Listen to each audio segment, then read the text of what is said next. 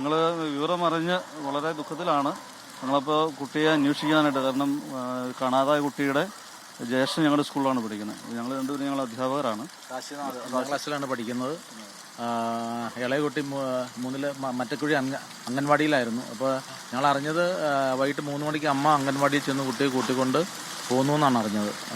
സമയമെല്ലാം പൂർത്തീകരിച്ച് അല്ല, അങ്ങനെയാണെന്നാണ് പറഞ്ഞത്. അംഗൻവാടിയിൽ നിന്ന് കുട്ടിയെ കൂട്ടിക്കൊണ്ട് പോയി എന്നാണ് ഞങ്ങൾ അറിഞ്ഞത്. അവിടുന്ന് വീട്ടിൽ നിന്ന് അറിഞ്ഞത്. ഞങ്ങൾ വീടുമായിട്ട് ബന്ധപ്പെട്ടായിരുന്നു. ഇപ്പോൾ ഞങ്ങൾ ആലുവ ഭാഗത്തേക്ക് പോകാനുള്ള ഇടയ്ക്കാണ് നിങ്ങൾ കണ്ടത്. കുടുംബത്തിന്റെ പശ്ചാത്തലമൊക്കെ എങ്ങനെയാണ്? എന്തെങ്കിലും തരത്തിലുള്ള പ്രശ്നമുള്ളതായിട്ടൊക്കെ നിങ്ങൾക്ക് അറിയാം? ഇല്ല, അങ്ങനെ പ്രശ്നങ്ങളൊന്നും നമുക്ക് ക്ലാസ്സിൽ പറഞ്ഞ്, കാരണം മൂത്ത കുട്ടി നമ്മുടെ അടുത്താണ് പഠിക്കുന്നത്, 5ാം ക്ലാസ്സിലാണ് പഠിക്കുന്നത്, കാശിനാഥ്. അങ്ങനെ പറഞ്ഞ അറിവൊന്നുമില്ല. കാരണം കുടുംബത്തിലെ പ്രശ്നങ്ങളെല്ലാം ഞങ്ങൾ ചോദിച്ചറിയാറുണ്ട്. കുടുംബ പ്രശ്നങ്ങളൊന്നും അങ്ങനെ ഇല്ല എന്നാണ് ഞങ്ങൾ മനസ്സിലാക്കുന്നത്. കുട്ടിയുടെ അച്ഛൻ ഇത് പിന്നീടാണ്?